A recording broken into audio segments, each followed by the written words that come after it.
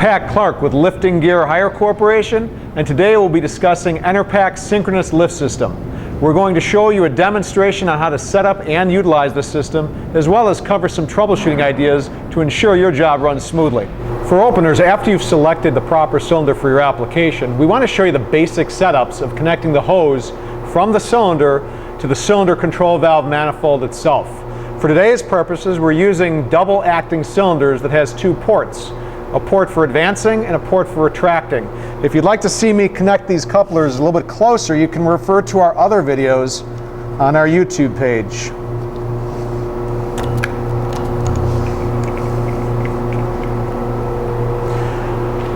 Regarding the manifold, there's an upper and a lower section.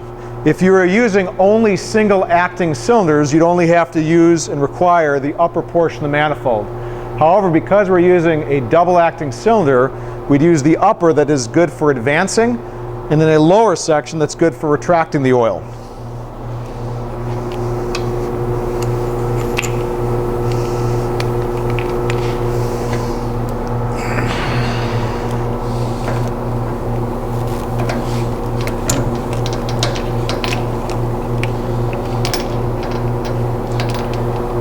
Once your couplers and all of your connections are properly secure, you want to repeat this process for every point along your system. Next, we want to install the stroke sensors themselves. These are crucial components which allow you to lift your load in a synchronous fashion. Without them, or if they are damaged, you'd only be allowed to work in a manual mode. Let's take a closer look at these. On the unit itself are two heavy-duty magnets, one on the base and one on the upper portion. Ideally, we want to install the base on a fixed location below the load, while the upper magnet we want to install on the load itself. The cable is designed to have a maximum stroke of around 19.6 inches. When you've completed your application and the time comes to recoil this, you want to make sure you do so in a slow, delicate, controlled fashion. If you were to sever this cable, you'd be liable for the cost, and you'd also further delay your application itself. Regarding the shock load, these are extremely sensitive. They're also water resistant but not waterproof, so again, make sure you treat these with care. Next comes attaching the stroke sensor cables. There's a coupling on either side. You want to take the coupling with the metal connection and attach that to the stroke sensor itself.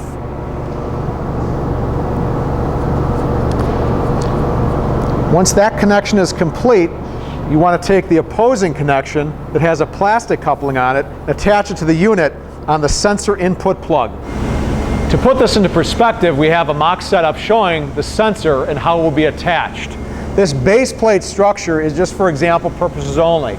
It's not part of the system, nor is it a rentable item. It's just there to show a fixed point below the load. Next, we want to take our magnet on the top and attach that to our load. A good idea is to make sure that you're methodical and careful about all of your connections. You want to make sure that you have the proper hydraulic hoses matching up to whatever your assigned cylinder point is, and mirror that with your sensor input plugs as well. After you've ensured that all of your sensor cables and hydraulic connections are secured properly and in the right fashion, now comes the time to supply power to the unit. This unit runs off of 440 volts and at full load can draw up to 10 amps. It's absolutely crucial to make sure you have the proper power supply. Included with the system is the power cord adapter. On one end is the connecting point going into the unit, and on the other is the exposed wires. It'll be your responsibility to make sure you supply and to fix the proper OSHA required plug. When you receive the unit, you'll have to remove the PLC control box and monitor from the box and attach it to its mounting brackets. Once you do so, there's an electrical connection that connects the box to the electrical box in the back. You'll mirror those connections. You'll also want to make sure that you secure it properly with the straps that are included in the unit. So to turn the power on, go to the rear of the unit at the electrical box, find the red switch, and turn it clockwise. This will then power up the PLC control unit and monitor. Now all we have to do is wait for it to boot up properly. So by default, we're brought to our main menu touchscreen, which allows access to all work screens. Please note that depending on the model you're using, some functions or screens may or may not be available. This model offers work screens such as spans, alarms, preset/units, record data, networking, fast retract, perimeters, lifting, and shutdown, which we'll cover later on. Starting with the perimeter screen, this area allows you to enter the capacity in pounds, what each cylinder is rated for. Plus it will allow you to enter the maximum total load and the synchronous work and stop tolerances. So for our example, we are using 100 ton or 200,000 pound capacity cylinders. You would enter 200 in the corresponding field. Notice the field is programmed to be multiplied by 1,000 pounds. You'll also want to add the total capacity of all cylinders being used in your application and fill in the max total load field. So for example, we're using 100-ton cylinders or 200,000 pound capacity cylinders. We would want to enter that total in right here.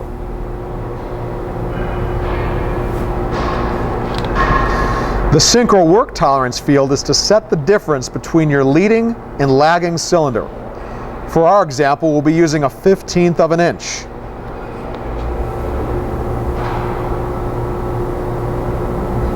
Plus you'll want a value that would stop the process altogether if it exceeded your preferences.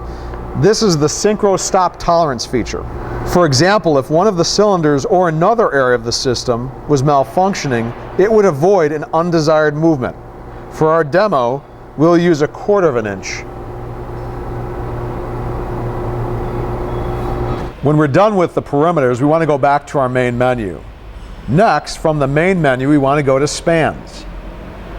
The span screen is used by the program to calculate the position and load of cylinders. As far as the position span relates, the stroke sensor field is the maximum distance the stroke sensor is capable of extending. This has been preset by lifting gear higher and should not be altered. As mentioned earlier, our stroke sensors will extend to a maximum length of about 19.6 inches. Your field should represent that value as well. Regarding the offset position fields, most people choose not to use this option. However, at times, depending on the installation and load, the absolute position of the cylinders, as measured by the stroke sensors, are different from one another.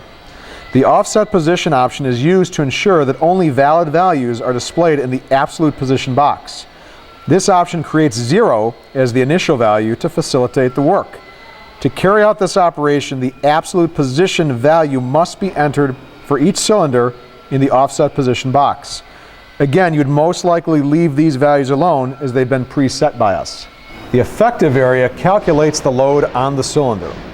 This is specific to your model cylinder that you're utilizing and will be entered as such at lifting gear higher. We will also provide you with the other specifics in regards to your model cylinders. We also ask that you not alter the pressure span or pressure transducer field, as these are also preset by us. This simply communicates the total weight by pressure to the CPL unit. From here, we'll go back to the main menu. The cylinder screen, or sometimes labeled as the lifting screen, is used to select different work modes, turn cylinders on and off, as well as display the position and load values of the cylinders. So defining each label, starting with total load, selected load, and max difference. Total load indicates the sum of the loads of all cylinders, whether they are selected or not. Selected load indicates the sum of loads on the selected and highlighted cylinders.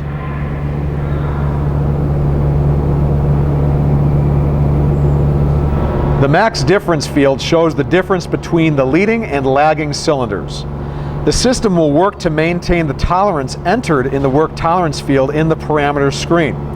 The system will stop all cylinder movement if the max difference exceeds the value set in the stop tolerance field in the parameter screen. Again, for our demo, ours was set at 1/15 of an inch. Moving on to the absolute position. As long as the offset position was not altered, as mentioned earlier, this displays the actual distance the stroke sensor is extended. The relative position can be considered your working position. Specifically, it is the distance the stroke sensor is extended relative to the last position at the time of zeroing out the sensor. Relative position is used to operate and control the cylinder. Load field is the value of the load determined by the pressure measured and the cylinder size specified. Regarding cylinder selection, as demonstrated moments earlier, you can select or deselect a cylinder just simply by depressing the specific cylinder number itself. To reset the relative position, touch the red Reset Position button. This will change each cylinder's relative position value to 0 for cylinders that have been selected, i.e. those that are highlighted. Think of this as a tear out feature. The values can only be reset if the system is in the system stop mode. Addressing work modes, there's several options. There's manual, sync mode, load mode, and tilting mode. I've already selected the manual mode, which highlights the button green. This may be utilized if you need to adjust the cylinders outside of the synchronous mode or if the sensors are damaged. To select the sync mode, touch the sync mode button. The button will be highlighted when it has been activated. You want to enter the desired distance for the plunger to move by touching the delta position. In this case, we'll select 4 inches.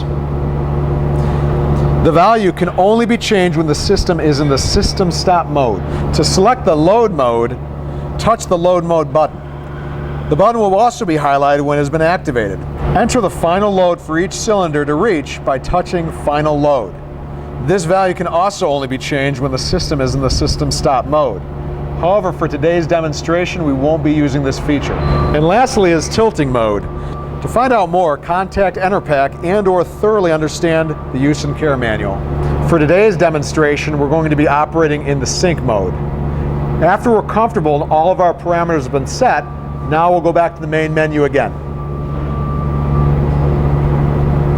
Before beginning any operation, we want to ensure that no alarms have been triggered.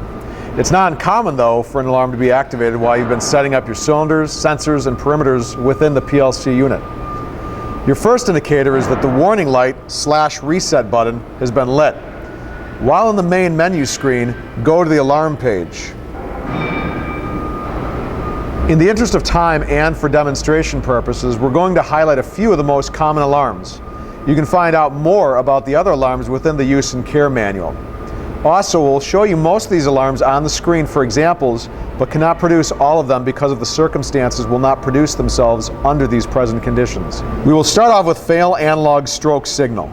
For our demonstration, we're utilizing 4 cylinders, so we produced an alarm for each one. This alert is because the system has lost connection to the stroke sensor at one of the specified cylinders, meaning the stroke sensor or stroke sensor cable is damaged.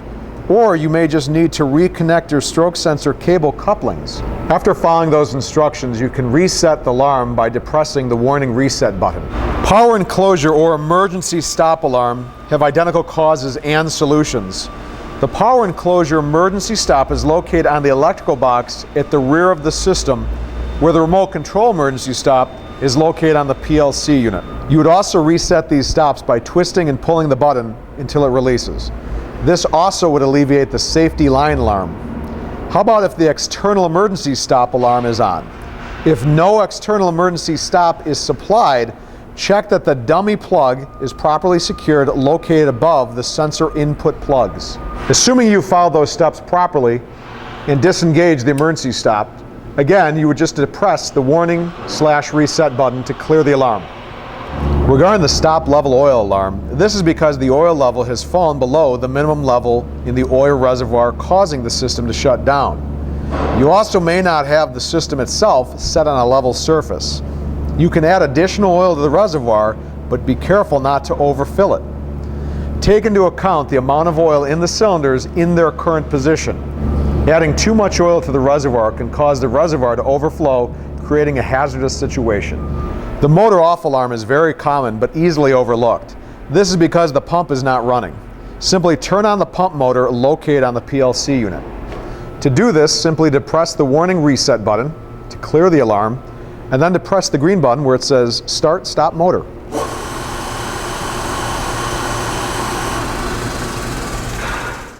Moving on to the synchro alarm. This is because the difference between the leading and lagging cylinder position has exceeded the value set within the stop tolerance field in the perimeter screen. You may first check to ensure all of your stroke sensors and stroke sensor cables are anchored, secured, and properly connected. One of them may have become damaged. You can also switch the system to manual mode and adjust the cylinders that are out of tolerance by raising or lowering them accordingly. You can adjust the flow controls on the power unit to slow the lifting speed. Ideally, the lifting speed is about 1 inch per minute or even slower. Lastly, you can increase the value in the stop tolerance within the perimeter screen if the error continues to occur. Once you've followed those procedures, to clear the alarm again, depress the warning/reset button. Once all of your alarms have been cleared, now we'll go back to the main menu in preparation for lifting. As mentioned in our other hydraulic demonstration videos, it's a great idea to thoroughly cycle your system a few times to ensure that it's working properly and you remove any excess air from the system. Assuming you've already done that, now comes the point to start doing your application. We'll go to our lifting or cylinder button. Before starting your operation, we want to ensure that you have a comprehensive understanding of what each of these buttons represents and how they function. Starting with the start cycle button. All active cylinders will begin movement and will progress automatically until the delta position is completed. Cylinders will extend if the delta position is a positive number. Cylinders will retract if the delta position is a negative number. Once the delta position movement is reached, the cylinders will stop and hold position. Pressing start cycle again will begin another full delta position movement. Regarding the pause cycle, all cylinders will stop movement and hold position. The distance traveled since pressing the start cycle button will be remembered. Pressing the start cycle button again after pressing pause cycle will finish the movement to complete the delta position movement. As far as the stop cycle button, all cylinders will stop movement and hold position. The distance traveled will not be remembered. Pressing the start cycle button again after pressing stop cycle will begin another complete delta position movement. Once you've thoroughly checked all of your connections and are comfortable with your parameters, now comes the time to begin your movement. You want to start the motor and then start the cycle.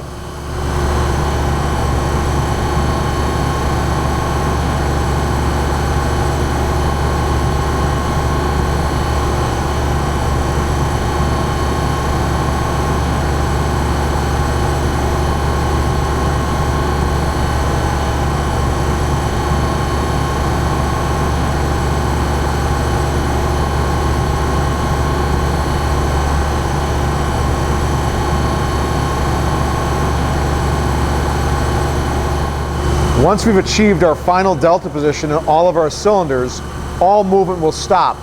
This is the point where you can stop the motor.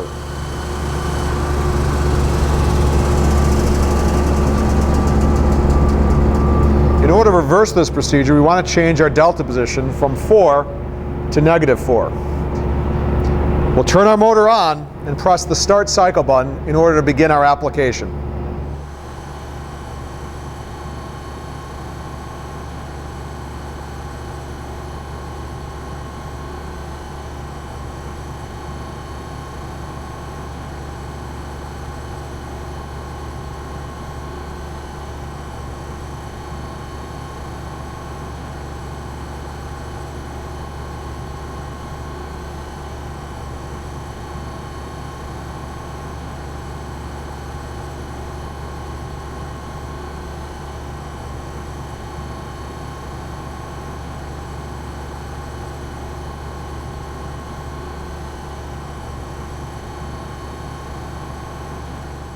Once we're back down to near 0 delta, all movement will stop.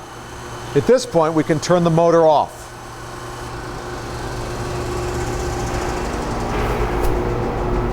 After your application is complete, and if you are using double-acting cylinders, you'll want to depressurize all of the cylinders and the hoses. On the top of the unit, near the pressure gauges, is a pressure release valve. You want to depress this to make sure you release all of that pressure from the system. There's also a fast retract option. This allows oil to flow quickly back into the reservoir from the selected cylinders. However, it can only be used with single-acting type cylinders, not double-acting cylinders. To exercise this option, you want to select the fast retract button. Also select each cylinder for which you wish to perform this operation. Once selected, press the Fast Retract button and then the Start Cycle button. When you've completed this operation, select the Stop Cycle button. To turn the unit off, if your PLC unit is a Windows-based unit, you simply select the Shutdown button. Confirm, and it will power down. For units that are not window-based, go to the main power switch and turn it counterclockwise. Once you've completed your application, now comes the point to dismantle the entire system. You want to do this in reverse order of how you assembled it. Remember, as I said earlier, these stroke sensors are extremely delicate. You want to make sure that you use a lot of care when you're dismantling them. Same thing goes for the cylinders, the hydraulic hoses, as well as the stroke sensor cables. We hope that you've enjoyed this video and found it helpful. In our rental fleet, we offer models of 8, 12, and 24 ports respectively, with reservoirs ranging from 40 to 60 gallons and being able to operate virtually any type cylinder. For more questions regarding our Synchronous lift system and other products that we rent, give us a call. As a reminder, the contents of this video were for informational purposes only. Please consult the manufacturer's guidelines and use and care instructions before beginning.